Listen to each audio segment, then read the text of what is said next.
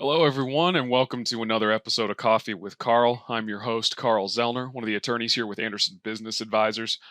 Today, I want to do a short video on syndications. I know these have become more popular investments. I actually like them myself. I think they make good sense.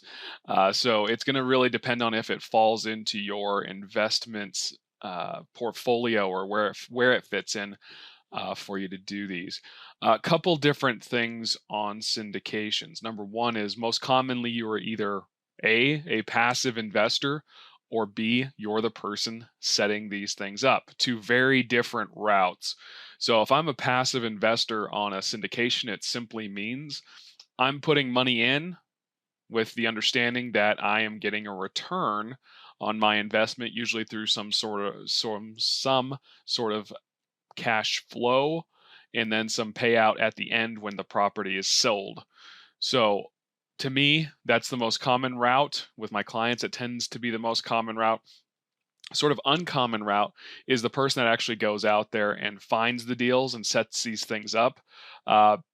Lots of different There's actually several different companies out there that teach this type of real estate investing, which is great, meaning this is sort of where are you comfortable or where are you looking to grow your business.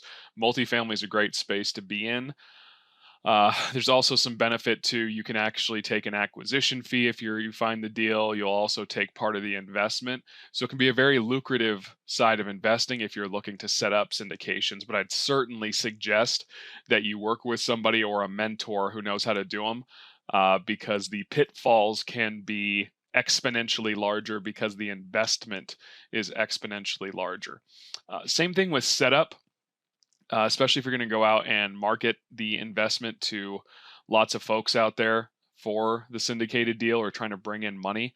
Normally, what you'd want is an attorney that focuses on SEC compliance to make sure that your offering is quite compliant in what it needs to be to go out and market securities, because even investing in real estate can be considered a sale of a security. So we want to make sure that's on the setup side. If you're actually investing in one of these deals, that's not quite the same thing. Really, the appealing part to me about syndications as say a passive investor is that it's money in, money out. If you're working with an experienced syndicators, it's fairly consistent and predictable. However, of course, there is still the risk that something could happen. But I actually like this side of passive investing, because normally when I'm investing, they've already set up the entities, and the cash flow comes back to me. Now, that being said, I'm not getting nearly the same return as if I was actually going out there and finding the deals. Acquisition fee, management costs, things like that. You can actually make a significant amount of money by the one that actually sets these up.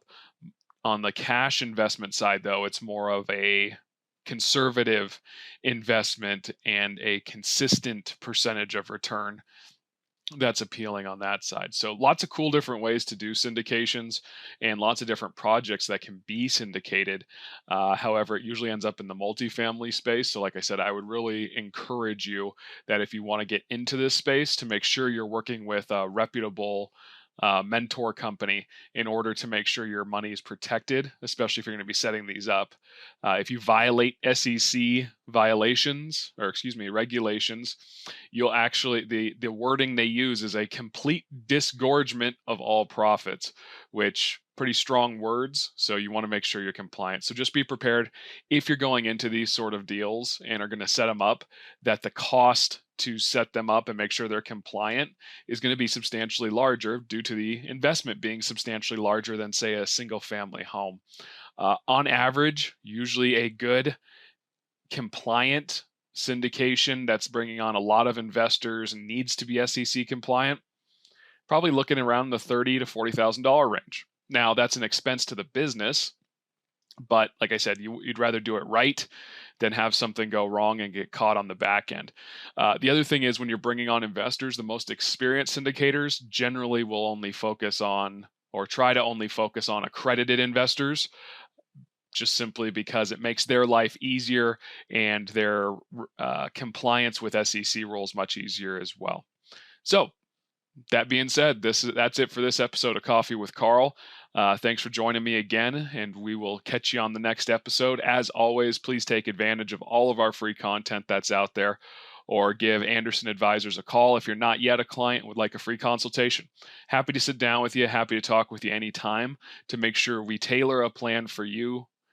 As we all know, or we should all know by this point, there is no one size fits all asset protection plan or tax plan. So it needs to be individually customized for you. So if you're not a client yet, please give us a call. Happy to sit down with you and chat with you. If you are already a client, you have some more questions, then most of you who are clients at this point are platinum clients. So please reach out and give us a shout, and we're always happy to chat with you as well. So until next time, thanks for joining me with Coffee with Carl, and we will catch you on the next episode.